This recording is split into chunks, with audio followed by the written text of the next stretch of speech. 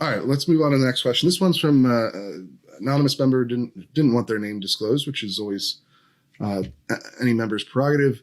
And this one talks about this is actually a really interesting one to me because it talks about sort of the culture of gun politics right now. And so they say, I've seen a lot of confidence from gun rights activists that the tides are turning towards protecting American Second Amendment rights. I live in Highland Park, Illinois, where, of course, the first new statewide assault weapon ban in ages recently came into law. And for obvious reasons, a focal point for anti-gun sentiment and activism. My fear is that it often feels like the expansion of 2A protections is fueled particularly through the courts, thanks to the Supreme Court's decision in Bruin.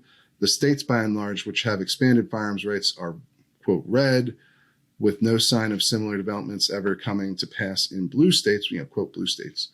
Hostility towards gun ownership and owners seems to only be escalating as their status as a targeted outgroup for one party further cements itself, with AR-15s in particular being ideological shorthand, and people feeling they know all of one's other political beliefs based on one's position on AR-15s. Sorry for the long preamble. No worries. That's very well thought out. But my question is this. Is the current expanded protection of 2A rights built on foundation of sand? It seems like that will be one of two big litmus tests for the appointment of future SCOTUS justices by either party, and all it would take is two justices dying in office at the wrong time for Bruin to be revisited. That seems like it would be a major political priority for one party. Is there a reason I should feel confidently hopeful about the longer-term future of gun rights in America? All right, good. This is a really good question. Yeah. That I think gets at sort of, obviously we focus a lot on short-term stuff. We're a news publication. And so we're focused on what's going on, the current events as they happen week to week, day to day. But this gets at sort of the longer-term trends, which I think is really interesting. And I think this member has hit on a really insightful point about where we're at in the gun rights movement, or in the gun, with guns in America generally. Well, I want to get your thoughts first, Jake. What's your reaction? Well, to the core question, first of all, I agree with you. It's very insightful sort of setup and question of sort of where we're at. But just to the core question about whether the current gun rights protections are built on a foundation of sand, I don't think so, just because Bruin is such a robust sort of framework for how you evaluate Second Amendment cases and Second Amendment law going forward. So I wouldn't say it's built on a foundation of sand. With that being said, I think this member hits on something that's very real, where you can't have a disparity between a legal regime in Bruin on one hand and maybe a culture over the years broadly turning against the right that regime protects. I think that's unsustainable in the long term. So I think he's very much right that dynamic does in fact matter, because as he said, even though the Supreme Court is supposed to be above the fray, above politics, they are appointed by politicians who are not above the fray. And all it takes is a few new appointees who maybe don't agree with current Second Amendment jurisprudence, and everything changes. And so culture long-term matters. Views on this stuff from the political realm matters. But as it stands now, I wouldn't say that current protections are quote unquote built on sand. Yeah, I agree with you in terms of the practical end of things. Bruin is unlikely to be overturned for a long time, even though this member hits on a very real reality, a very true description of where things are at. And yeah, if two justices were to be replaced by a Democrat, you could see a revisiting of Bruin, of Heller, and that's true. But the reality is that most of those justices are pretty young, and it's unlikely that they're going to be replaced anytime soon. I think Thomas is the oldest of them. Certainly he's not a spring chicken, but I don't think he's not 80 years old either. Right. So I think it'll be a while before you get a significant ideological change in the court, at least from the justices passing away from natural causes. Obviously you never know with, somebody could, Scalia's death was not something that people saw coming necessarily. RGB was quite old. And so it wasn't necessarily shocking when she passed away. But you don't have someone necessarily like that on the court right now, especially on the more conservative end. Most of them are pretty young, and they're going to be on there for the next 20 years at least, I would think, 15.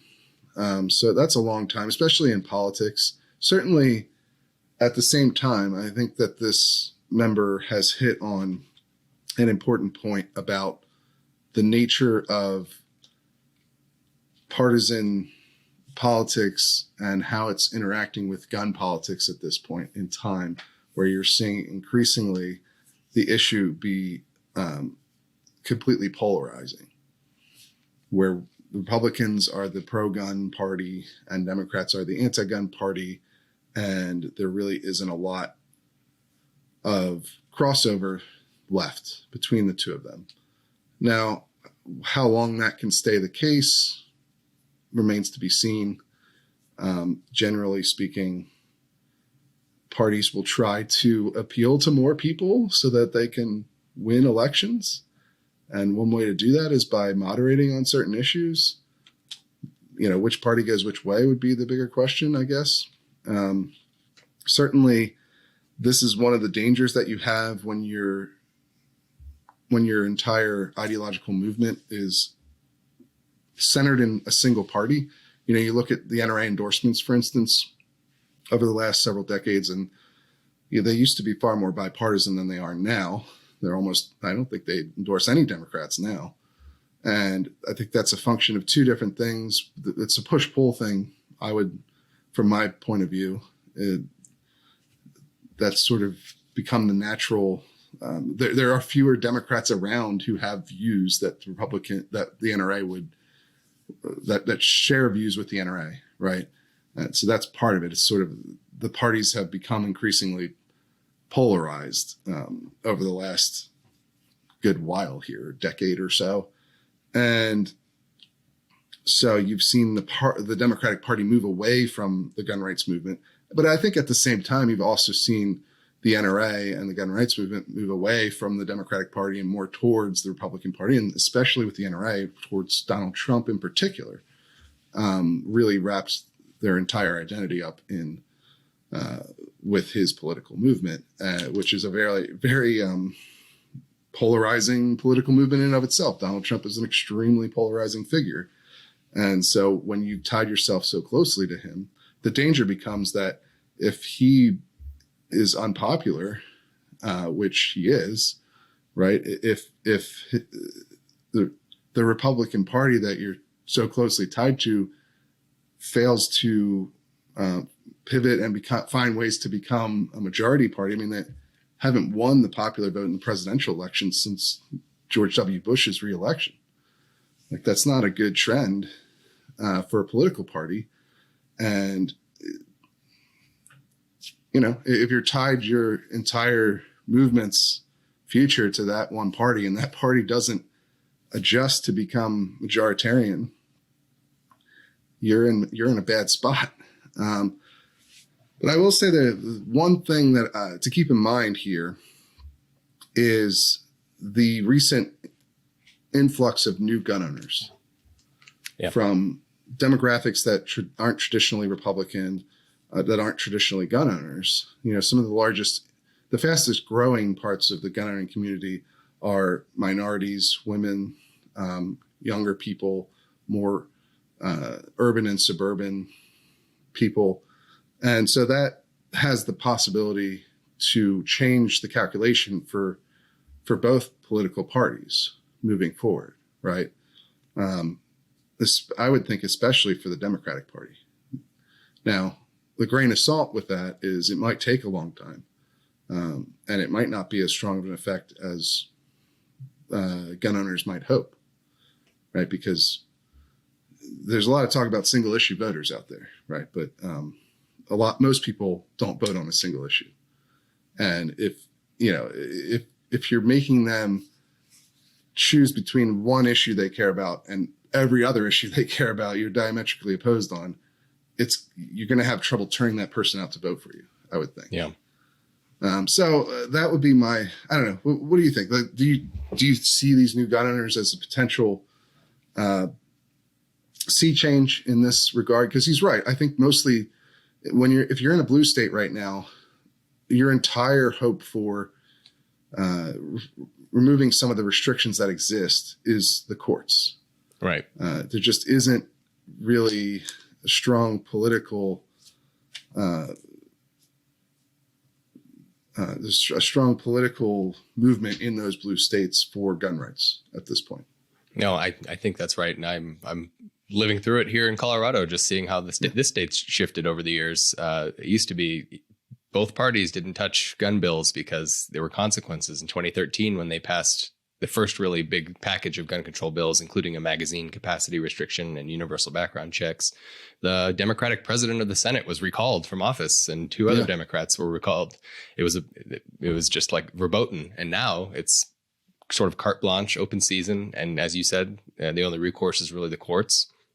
And I think you're right. I think the point you made about this issue becoming so polarized on partisan lines is insightful, because that's what's changed the calculus for these politicians. And as you said, blue states, where who cares if they, piss off the NRA or they piss off gun owners, because that's not their voting block anymore. Right. And the courts are really the only option there, I think, other than a long-term change in the culture, which, as you said, it's hard to see, even if these new gun owners are sympathetic towards gun rights now, having a whole host of other political considerations on your mind makes it hard to vote for the other party just because they value that one issue the same way you do. Right. While every other issue you feel differently about. Yeah, especially because in a lot of these states that are trending blue, now not everyone, right? Like Georgia's trending blue, but their Republican Party has managed to, for the most part, I mean, obviously the Senate races, they've done a terrible job, but their governor has done a good job of remaining relevant politically and matching the constituency there.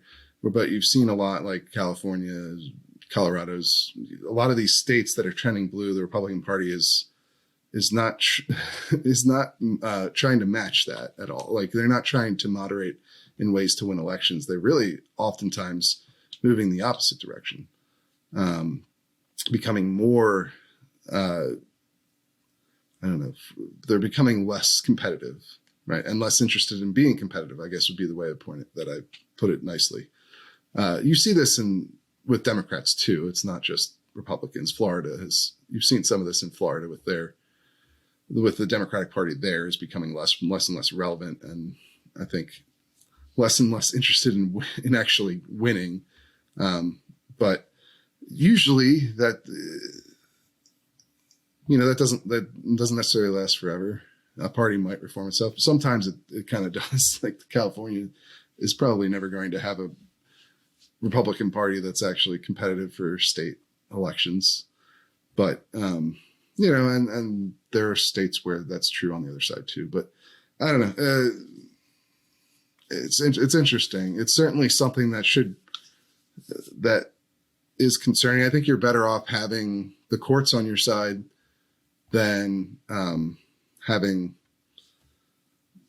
one or two more states where they're not as hostile. But I think overall, there are significant consequences to this trend of trying to, especially interest groups like the NRA, which is not the only one doing this. The ACLU would be another example of a group that's gone from a civil rights group to more of a liberal identity group, to the detriment of their own mission oftentimes. And we've seen that the NRA too. Like, they've gone from more of a gun group to more of a conservative identity group. And the problem with that is you're going to lose anyone who doesn't identify as conservative, right? And there are plenty of people who own guns in America that don't identify that way. Yeah, who might even be very staunch gun rights supporters, but don't hold to whatever the Republican party line is these days. So anyway, that good stuff to keep in mind. I'll say before we move on, I just want to make one quick point because it's an interesting point to bring up because it makes the case if you care about gun rights, you shouldn't just rest on your laurels knowing that you have Bruin in your back pocket, because culture matters and persuading otherwise gettable voters matters by, as you said, moderating on some of your stances, because, you know, even if you say, yeah, well, these blue states can keep passing gun control, but we'll sue and it'll eventually get overturned. That's often a years long process. And that's not, you know, it's not ideal for folks living in those states who care about their gun rights. So yeah, I think it's important to point out. And I think that this member's overall point about long-term problems being that if you're relying on the court, then you also have to rely on your party winning elections to be the ones to appoint members to the court. And if that's not happening, then eventually, yes, there will be a threat to precedents like Bruin and Heller. I mean, that's just what will happen eventually.